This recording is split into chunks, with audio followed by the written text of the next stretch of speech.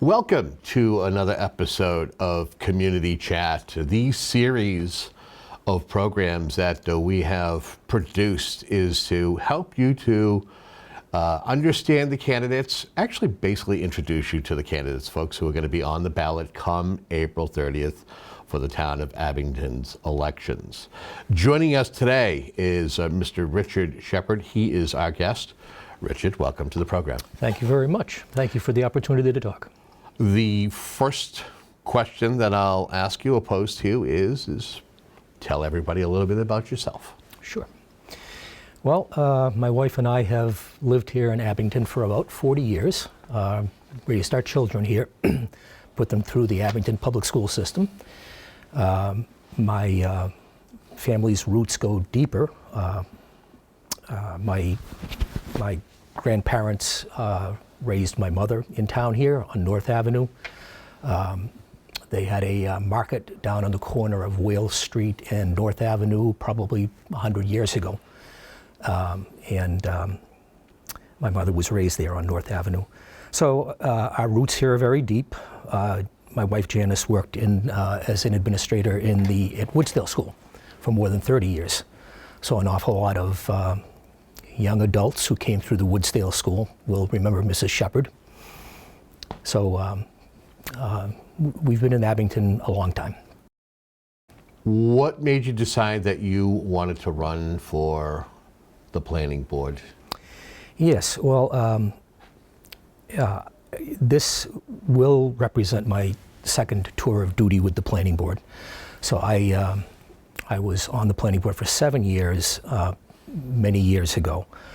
And during that time, the public sewage had been put in on Hancock Street, and all the subdivisions were being built that are there today.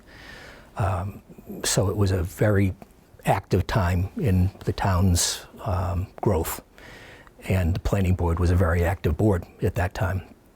Many public hearings, many subdivision reviews coming through. And then after that, I did 2 years on the Board of Assessors. And then career kind of got busy. The kids were young family, and I had to set it down for a while. When I was on the planning board, I served with a gentleman by the name of Wayne Smith, who is the outgoing chairman of the planning board. And Wayne was not the chairman at that time.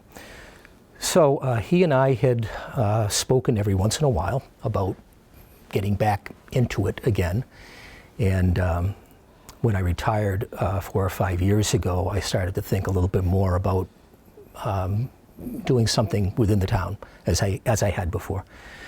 And not too long ago, the phone rang, and it was Mr. Wayne Smith saying that he was going to be stepping down and would not be running for re-election. And he asked if I'd consider running for the seat. And so I agreed, and here we are. What do you feel that you would bring to the board, if elected, in regards to experience and knowledge of the planning board and its operation? Well, again, the 7 years prior experience, and it's like riding a bike. Some things you just don't forget. Although the functions of the board today, I think, are a little bit different what they had been then. So previously, there was an awful lot of subdivision reviews. And that's less of the board's responsibility now, simply because the subdivisions aren't being built in the same way at that kind of rate as they were many years ago, and probably won't be, because the land simply isn't there for that anymore. So my career was in information technology. It was a detail-oriented profession, eventually in various management roles. I was responsible for a lot of contract reviews and things of that nature. And I think that some of the skills that were acquired over the years in those positions and roles would lend themselves to the kind of review and critical thinking, if you will, in terms of what you're looking for in reviews, what kinds of questions you're asking. So I think I could certainly bring those skills to the table. How would you try to find a middle ground between development and environmental concerns? That's a tough question, and there's no one absolute correct answer. I mean, each development project on a case-by-case basis is typically going to present those kinds of issues. So what you've got to fall back on is the rules and regulations and bylaws that are on the books today.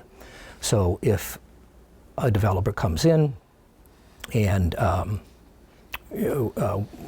wants to develop a certain piece of property, then there are certain uses that are allowed and are not.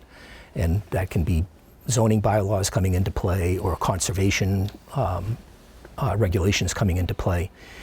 And so you're kind of looking to that body of predefined regulations and bylaws to guide you in making decisions about how you're striking that balance.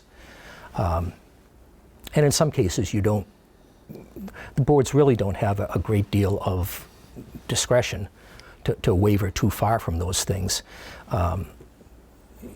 If, for example, a developer came in, wanted to develop a piece of property, and it was an allowed use, and then you just have to allow that development to occur consistent with the bylaws and regulations that are already existing. What steps do you think the board can take to mitigate the impacts of growth on the town's resources? Again, a difficult question, difficult consideration.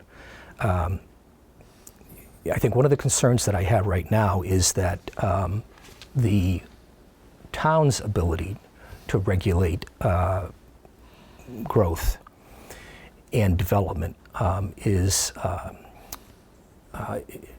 being overridden by some of the Commonwealth's statutes. So what we're seeing right now is Chapter 40B, affordable housing regulations that are coming into play.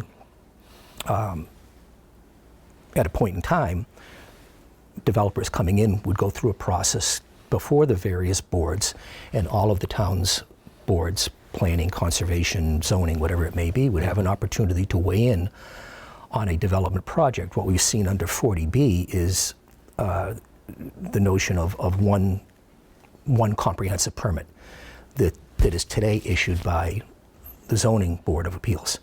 And I think they do a great job in their site plan reviews, but what that regulation has done is effectively streamline the process. That's what it was intended to do, and take the feedback and review of boards like the Planning Board out of the mix. That is a direct review. It's not the only time we're seeing this. There is another Economic Development Act from a year ago, January, was passed at the state level, and within that there was something called Section 3A zoning change made. What that said was that communities that had an MBTA presence, like Abington, would now be required to establish a 50-acre multifamily zoning district around our train station. And it would specifically be for the purpose of multifamily housing, and based upon density requirements and other considerations that would allow for up to, I think, 1,022 units to be built within this 50-acre development. Now, the town would have some oversight in terms of kind of where things were located and how they were developed, but there is provision in this section 3A that says, much like the 40B process, that the review will be expedited. And not all of the town's boards and not all of the town's regulations will necessarily be enforced or allowed to be enforced.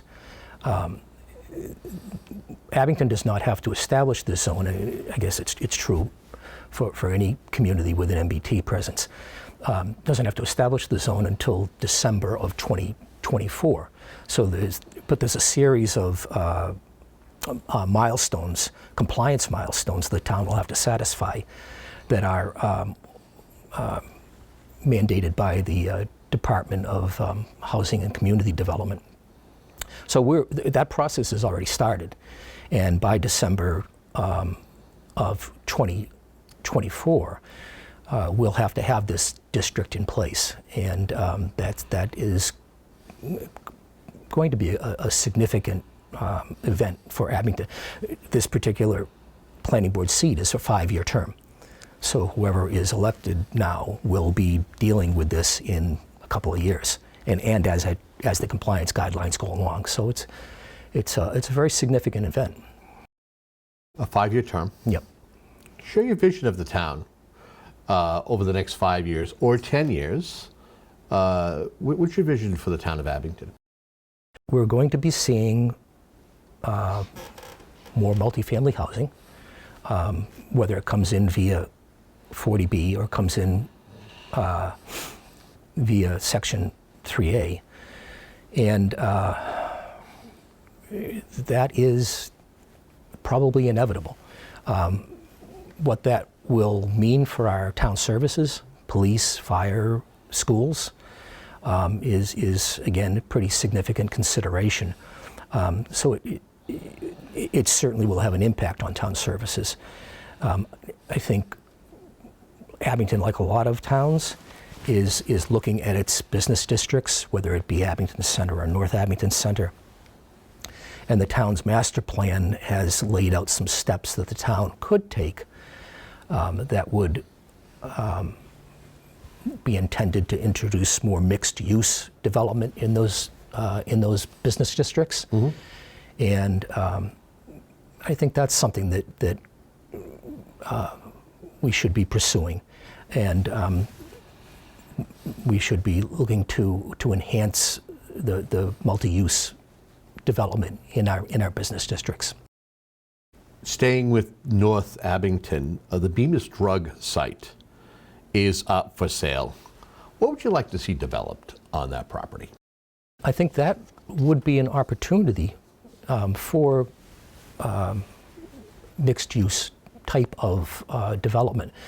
I'm not sure of what the exact square footage of that piece of property is, but it is, as you say, it is up for sale at this time, and it does represent an opportunity to maybe take some steps consistent with the town's master plan to put something in there that would kind of be the cornerstone of a mixed-use development in North Abington. What I think the town should be doing is pursuing grant opportunities, financial considerations that would make that kind of development attractive to a developer. Abington, like Rockland, like Whitman, and all towns are struggling with this same dilemma as to what's happening with their business districts. And so everybody's chasing the same development goals. And so if Abington is going to be successful in taking a property like the Bemis property and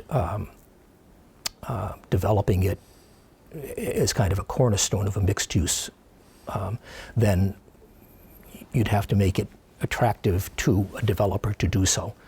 And again, whether it's working with the Old Colony Planning Council or at the state level to seek out ways in which we could make that development more attractive for a developer, then that's what we should be doing right now, because it is an opportunity. Have you seen or witnessed projects or developments in other communities that you'd like to see possibly replicated in Abington? There have been, obviously, development opportunities or development in other surrounding towns. We can look over at Union Point, and which has kind of been not issues. Yeah, not terribly successful thus far, and hopefully we'll soon be seeing a plan from the lead development company for what the future holds for that property. Development like that is really not. It's not applicable to what Abington might be able to do, because it started from a very different starting point, and the capital that's involved in a project like that is far greater than what we'd be applying to a project here in town. One thing that I was watching with some interest was the town of Weymouth is currently rezoning the area around Jackson Square.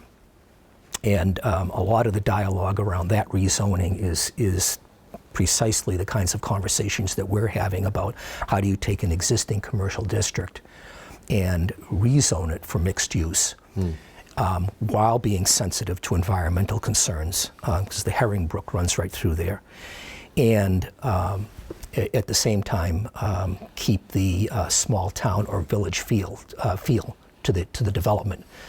And all of those are kind of exactly what types of things that we'd be looking at as we embark on developing North Abington or Abington Center. So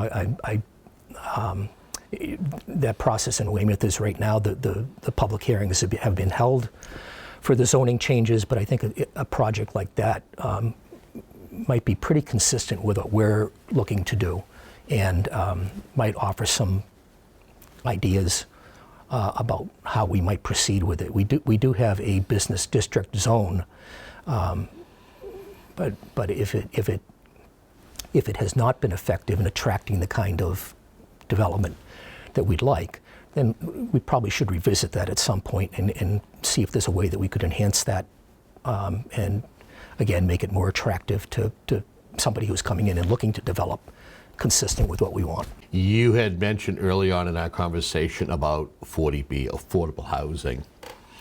What do you feel is the best way that the town can add housing to its affordable housing stock, knowing that there's a federal guidelines that it has to maintain of its stock 10%? Right, and we're very close to that 10% right now. The number obviously will fluctuate as time goes along, but I think that we're within a small number of units of the 10%. I think that Woodlands down in the MBTA district was done under 40B. One Summer Street that's being proposed is being under 40B. There's also development that's happening up and behind the senior center that will be a 40B development. So we'll certainly see some strides in creating affordable housing. The Section 3A that I mentioned before is not intended to address affordable housing. So I think that as development occurs, as the number of housing units in town fluctuates, that those earlier guidelines that we talked about in terms of 40B will continue to introduce opportunities, if you will, to introduce more affordable housing to our overall stock. How do you feel about the development of an Abington Business Council? What do you feel its function would be? We have had an Abington Business Council before, and I think that council had set out to try and promote business and to attract business to town, and that is something obviously that we we want very much in terms of economic growth and development in Abington than attracting new business. And supporting existing business is critical to that. I think that the business council that was established previously is no longer very active. But I think that it's something that we should be trying to get started back up again. And I think that the planning board could certainly play a role in that, in terms of the way that the business districts are supported and developed. Our time together is winding down. We've come to the part of the conversation where I ask you if there's something that we haven't discussed, an issue we haven't touched upon, but you might want to take a moment to address or talk about. Sure. I think there is one other thing, Kevin, that is, as I mentioned, this Section 3A is going to have significant impact upon the town of Abington. Another area of that will be impactful will be the Union Point development. Mm-hmm. So, as you know, Abington has a portion of that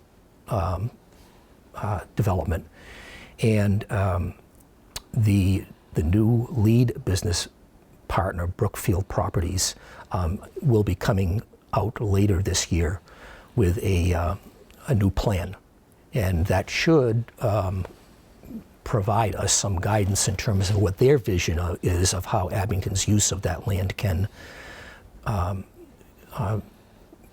that acreage can be used. I think it's largely commercial and industrial right now, the zoning of it. There are water and sewer issues that are very significant before anything could be done with that land, and those problems would have to be resolved. Thanks to some foresight on the part of Kevin Donovan, we do have $4 million set aside for the purpose of infrastructure improvements. So we do have some money in the bank, if you will, to try and address those water and sewerage issues that will have to be addressed before that land can be used in any way. That's probably a few years away, all things considered. But again, this is a 5-year term. So whoever is elected to the board at this time will be involved in helping to define whether zoning changes need to be made or how the town of Abington would like to use that property. And finally, if folks want to find out more about you, if they want to reach out to you as a candidate, is there a way for them to do so? Yeah, I have a Facebook page that was set up for the purposes of the campaign. And I have an email address that I welcome any feedback from the town residents. That is Richard Shepherd 148, all one word, at gmail.com. Richard, I want to thank you so much for joining us today. Thank you, Kevin. I want to thank you for tuning in to programs like this. Again, this is geared to give the candidates an opportunity to introduce themselves to you and also to better inform you, the viewer. Until our next conversation, have a great day.